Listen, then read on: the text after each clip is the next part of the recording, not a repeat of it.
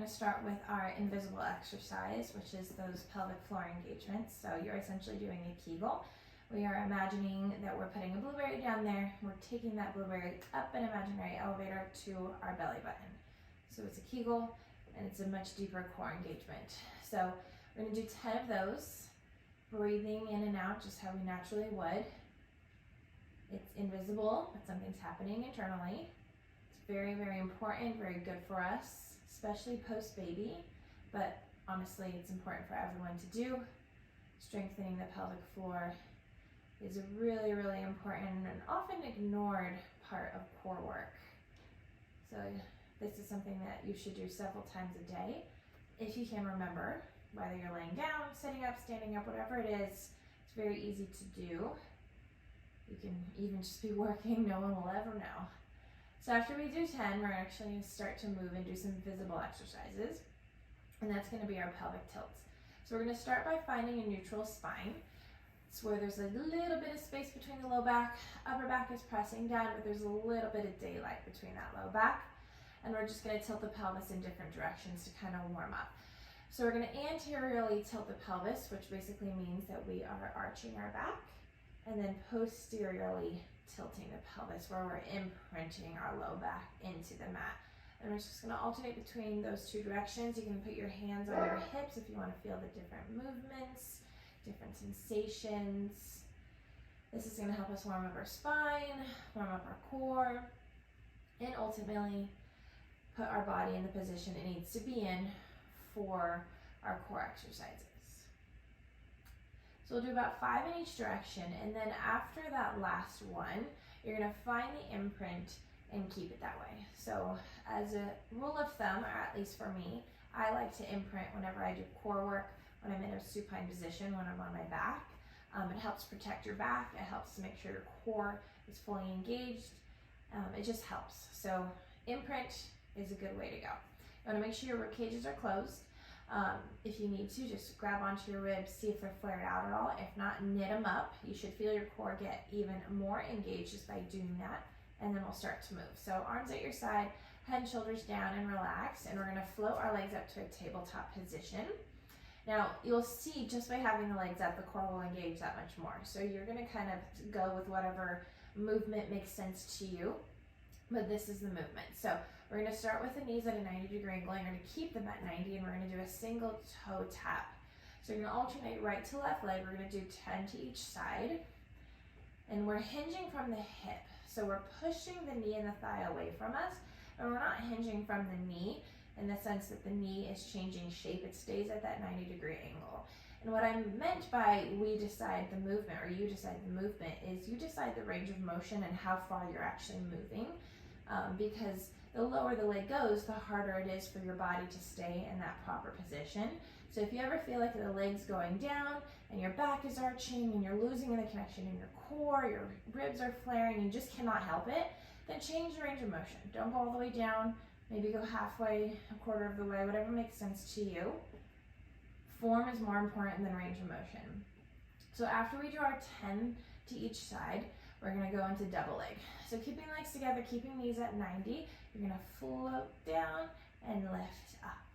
So this is harder than single leg. Again, you change your range of motion if you feel like this is too much. Really focus on pressing that lower back down into the mat the entire time. 10 of these, making sure you're not holding any tension in your head, neck, or shoulders, especially your neck. I'm going to do one more of these, and we'll bring the legs up to that tabletop, and then we're going to lift the head and shoulders up and reach our hands towards our feet, so we're in a little ball, and we're going to do what's called a double leg stretch. So both legs are going to extend out to 45 degrees as your arms reach overhead, and then you bend the knees in and reach back for your ankles. You reach in opposite directions, and then bend and reach. So the modification for this is to have your leg or your head down. Upper body will just relax. So the arms will relax at your sides again, and you'll just be moving the legs. If you feel like you need to make it a little bit easier still after that, you can take your legs up to a higher angle. That'll take a little bit of pressure off your back and your belly. And if you want to make it harder, take your legs to a lower angle. So 10 of these, and after the 10, we'll hold the knees in for a moment. And then we're gonna extend one leg out and hold on to the opposite shin with both hands, and then we switch. So this is called our single leg stretch. Again, option to take the head and neck down to the mat and let them relax. You can also just kind of change your mind intermittently. If you want to drop your head for a few seconds and then get right back into it and lift up again, totally up to you. Take legs up to a higher angle if you need to. 10 to each side. And then after the 10th, we'll hold one leg in and one knee in, one leg in, one leg out, hands behind your head, and then we're gonna go into a bicycle. So you're gonna twist opposite elbow to opposite knee, not moving fast, focusing more on form than speed. Twisting from the waist, not just yanking the elbows around. So instead of really thinking elbow to knee, think like shoulder to knee, so you're really getting that rotation in, and you're waking up and working the oblique. We are doing 10 to each side, and after the 10th, we're gonna hold one leg out to that 45-degree angle. The other one's gonna go straight up to the sky, and you're gonna grab onto the top of that leg, and you're gonna switch. So you're grabbing the calf or the back of the thigh if you feel like you can reach that better. And every time you pull the leg in, you're giving it a stretch. So you feel the stretch in the back of the leg, the hamstring. And you're still working your core because you're trying to keep the pelvis as stable as possible here, so it doesn't feel like every time you grab your leg, you're rocking around on your torso or your hips. You're trying to get that pelvic stability because you'll get more out of it in the long run. We're gonna get a break after this. Head and shoulders can be down. After your last one, we'll rest and just let your knees kind of rock side to side for a bit. We're going to take one more variation here on our back, and then we'll get up. So we're going to take both legs straight up to the sky. Head can be up or down for this, totally up to you. You're not going to actually be physically moving your upper body, but if you want, you can have your hand behind your head, and then you can just support it so you're in a little bit of a crunch. You get a little bit more out of it that way, but you're still going to get a lot even if your head is down. So legs are straight together. You're going to lower the legs and lift. Now this is tough, which is why we got a break before it, and which is why we're only doing one set before we get another break. Now you can shorten your range of motion if you feel like you need to modify. You can have a bend in your knees if you feel like having the legs straight is too much on your back or your hip flexors. Totally up to you. 10 of these. Make sure your back doesn't arch on the way down. That's the biggest thing here.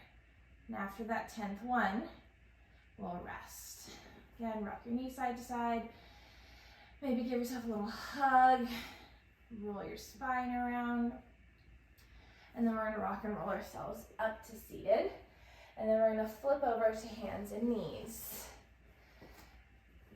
So if being on your wrists is irritating for you, you can always grab a set of weights and hold on to the weights just on the mat so that way your wrist is straight.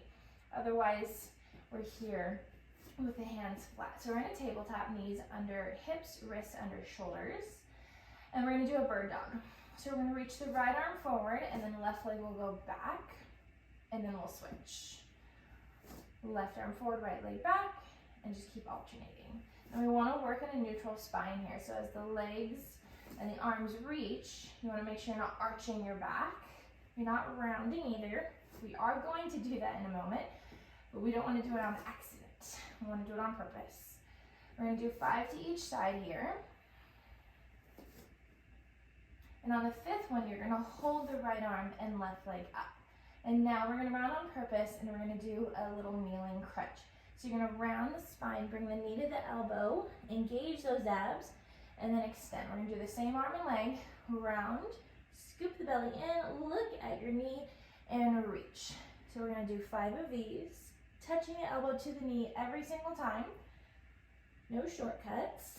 Last one like this on this side. And then we're gonna switch. Left arm, right leg, we reach, and we round. Knee to elbow, scoop, and extend. Really think of hollowing out your abs.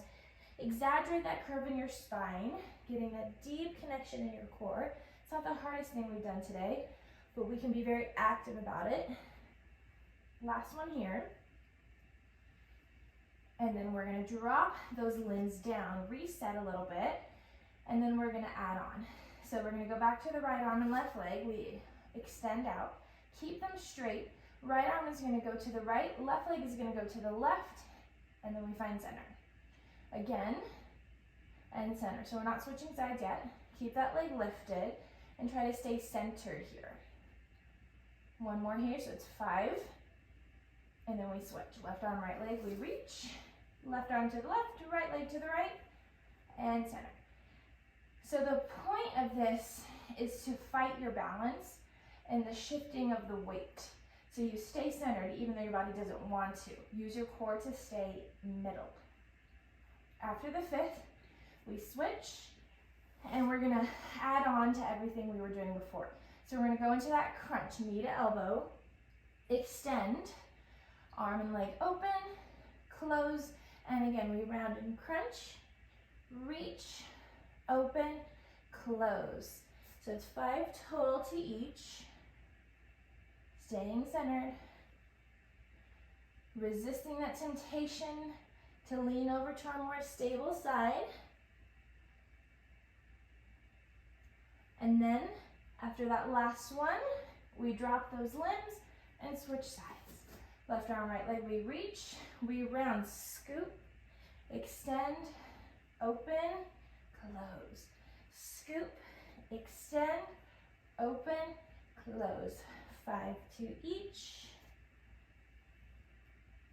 Looking towards the top of your mat, so you're not looking at your knee until you round. Let's do one more for good measure. And after that last one, drop the hand in the knee and let's come to a quick little child's pose just to stretch. We got one more thing, we're gonna hit a quick plank. We'll give our wrists a break and come down to our forearms. Hands, forearms, elbows, shoulder width apart. We're gonna step those legs back, tuck the toes and find our plank. We'll hold it for 30 seconds. Now timer's on, but if you need to modify, come down to the knees. And when you're on your knees, you're not letting your hips sink down to the mat, and you're also not letting your butt pop up. It's not a tabletop, it's a plank. So your body is still kind of making that line from the shoulders to the knees. You're not breaking at the hips. If you feel like you can, come up to your toes, or if you need to intermittently drop down to the knees and back up to the toes, see what works. 30 seconds, looking towards the top of the mat, engaging our full body, from our toes up to the crown of the head, belly pulling up to the spine, quads engaged, glutes active. We're pressing the breastbone up away from the mat. Let's do 10 more seconds. Last 5, 4, 3, 2, 1. Drop those knees. One more child's pose, stretch the hips back. And we